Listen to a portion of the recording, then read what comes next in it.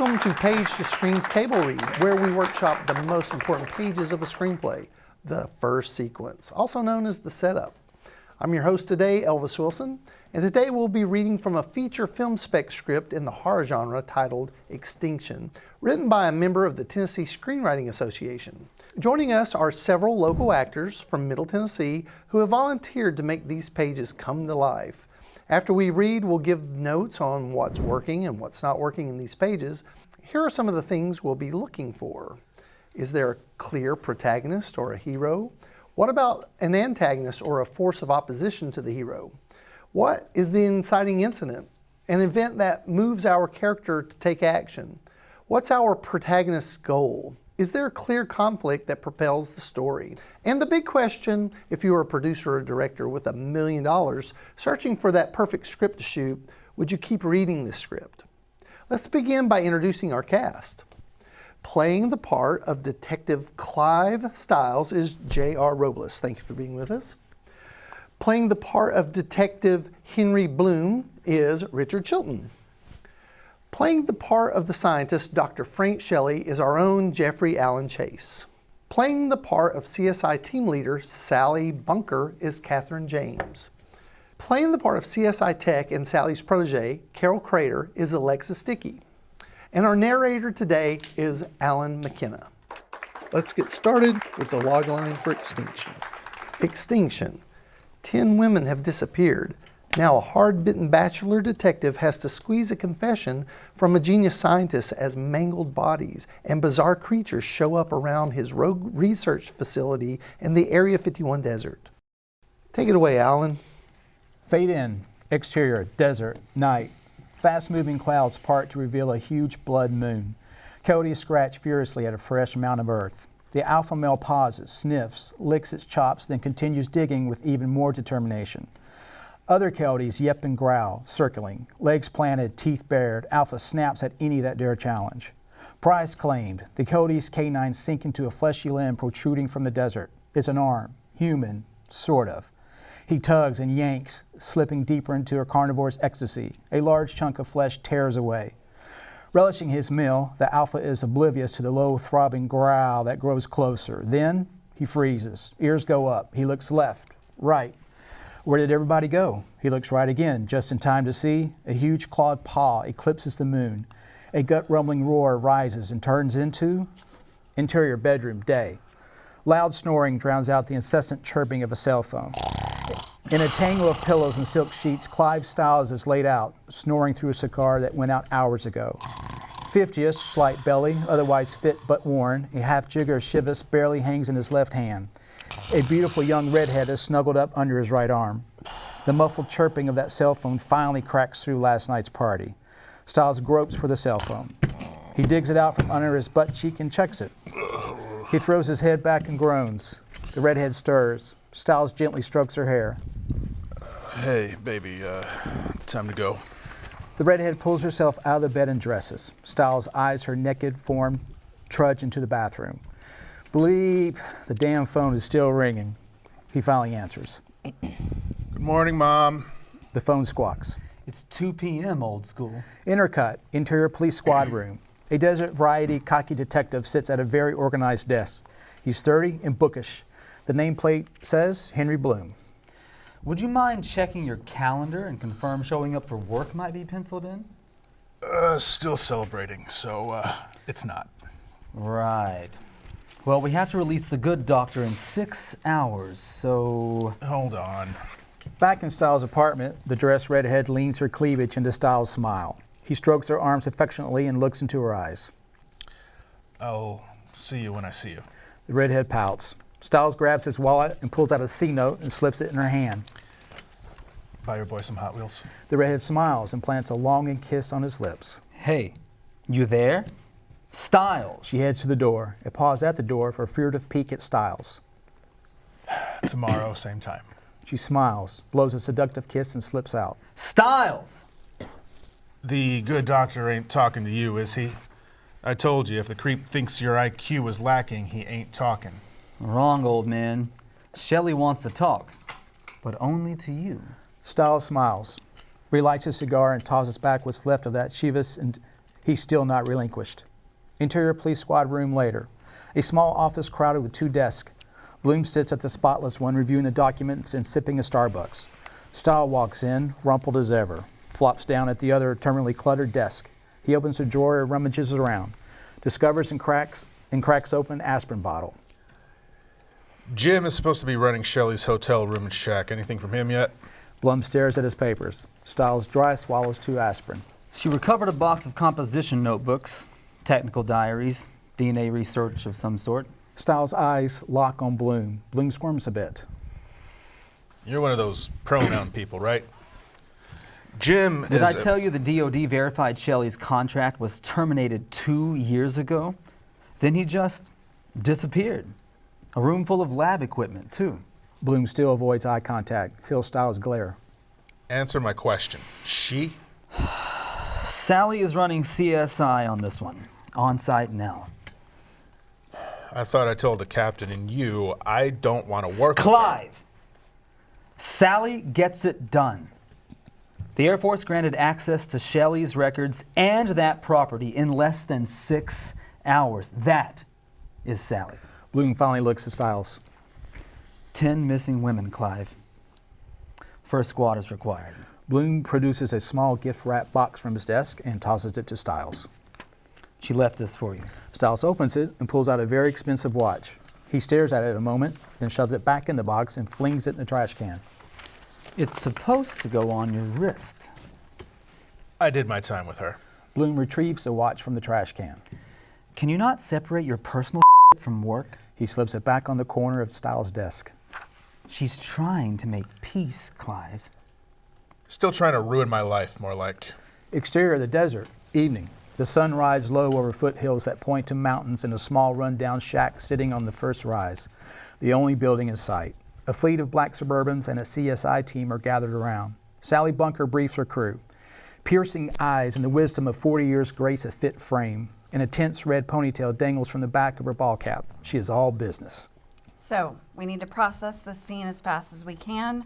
I don't want to miss one freaking molecule of evidence. Got it? Sally turns to Tech 1 and any pronoun professional.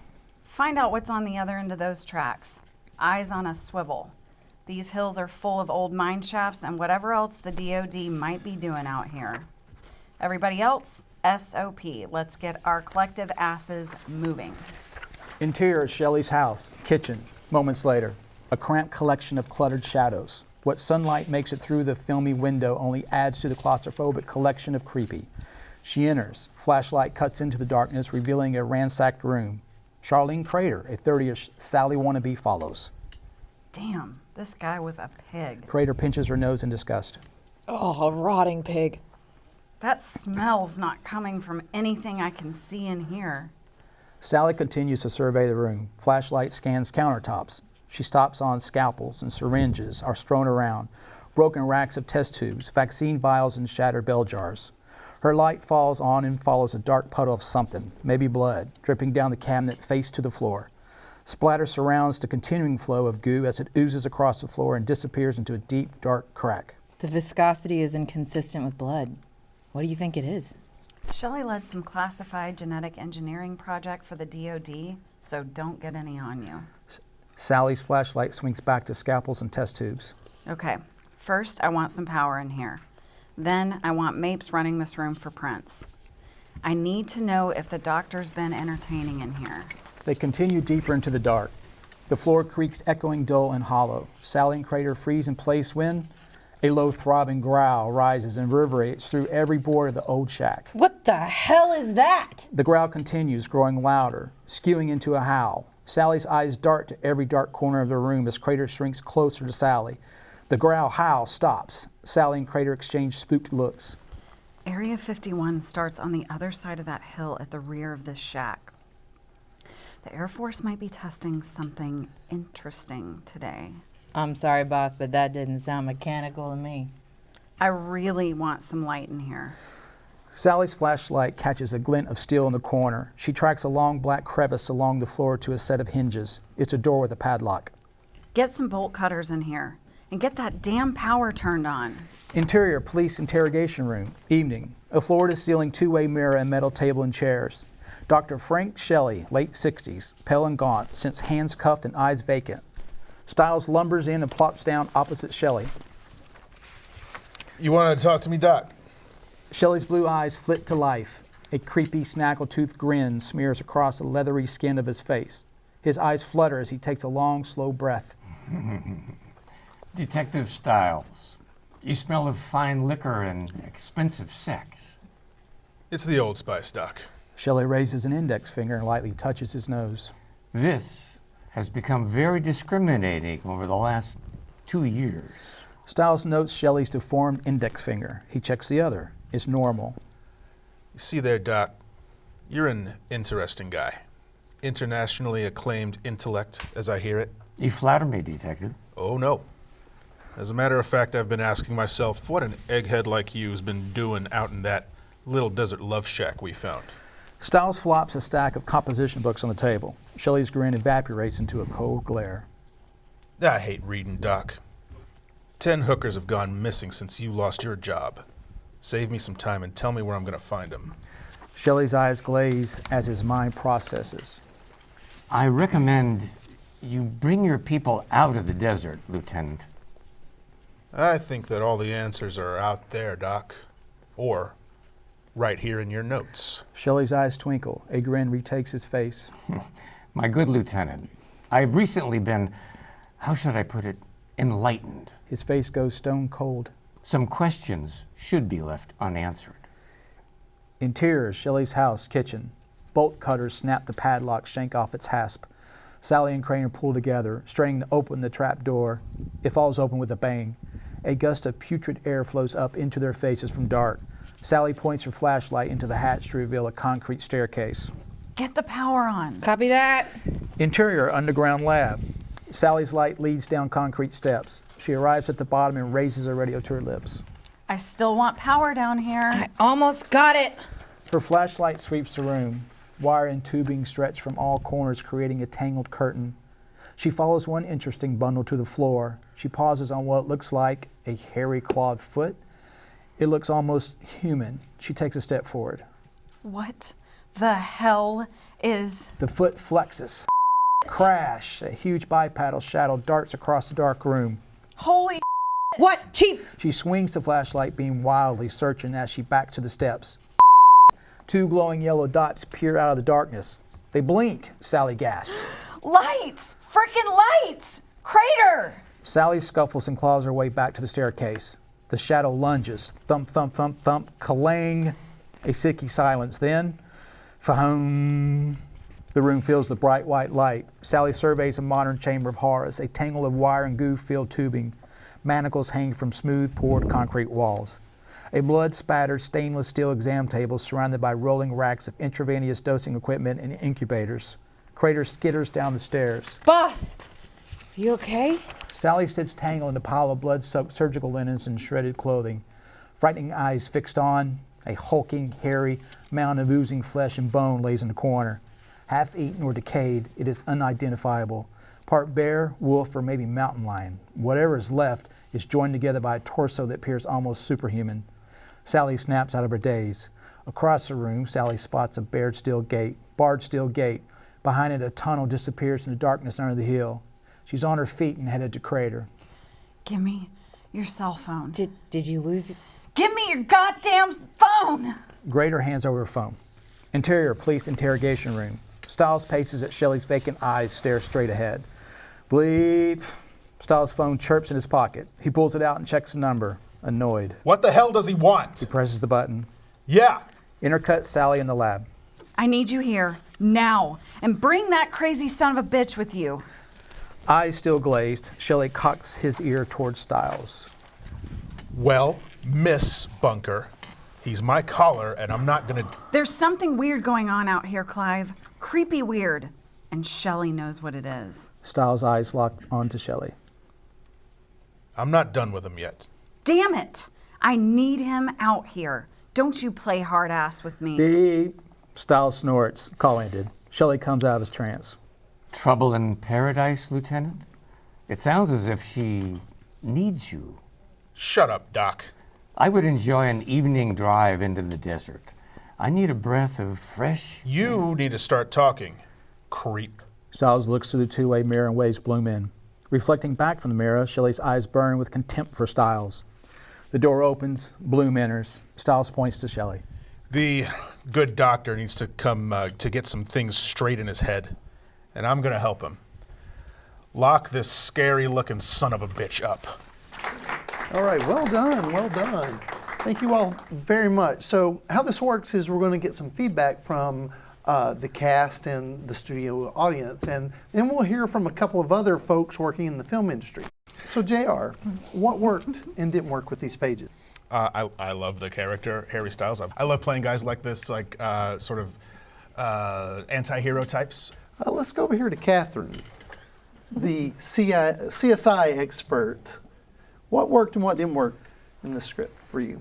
I would echo JR that I think a lot of it works, and I think it could be shot as sort of a campy horror film, or it could be shot more high budget, true horror. I feel like the establishing opening scene with Styles being sort of the playboy, I think that could be a little bit shorter maybe. As far as my character goes, I feel like it's pretty straightforward.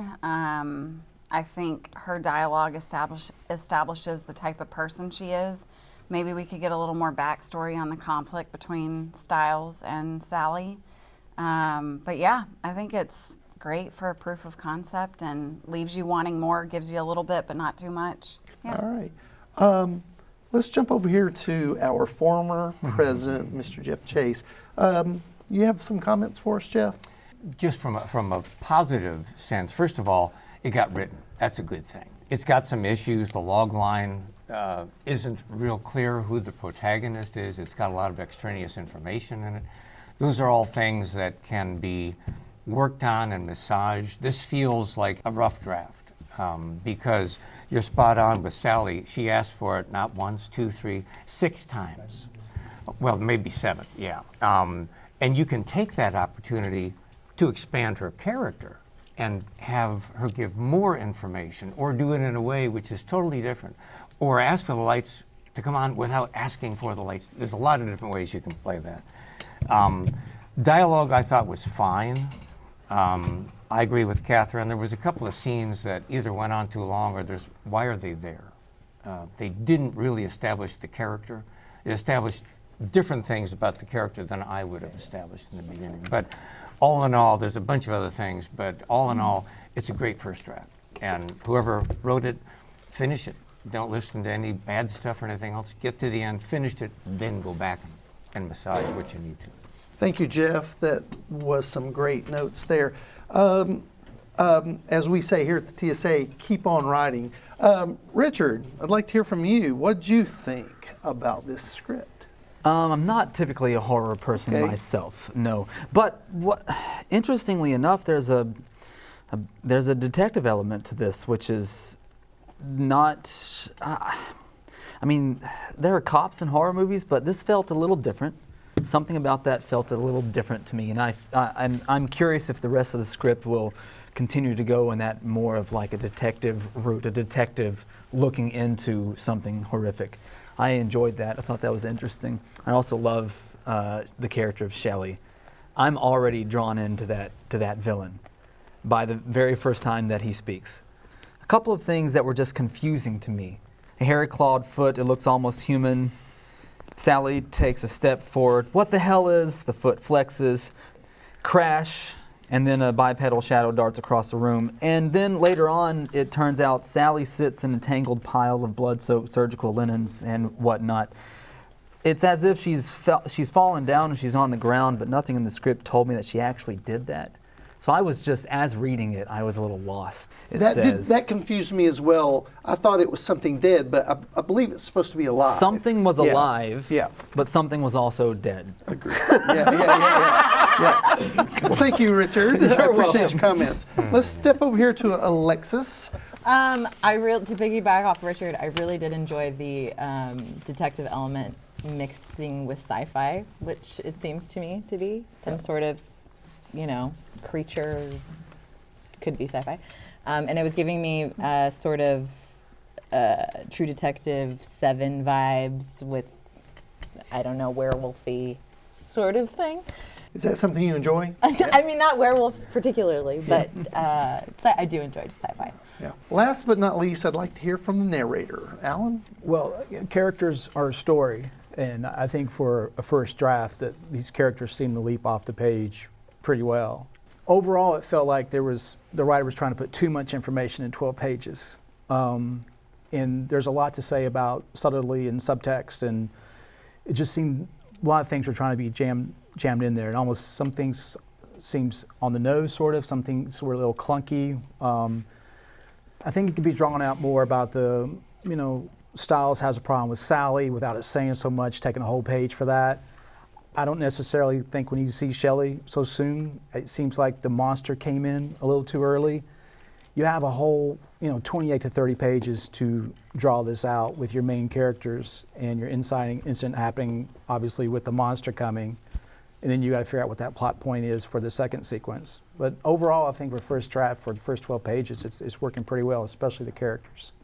Over the years, the TSA has established relationships with working writers, educators, and showbiz pros. We asked the pros to read these pages and give our writer some actionable feedback. Let's hear what they have to say. My biggest problem with the pages were the protagonist, because he is a walking cliche from the 1980s and 90s.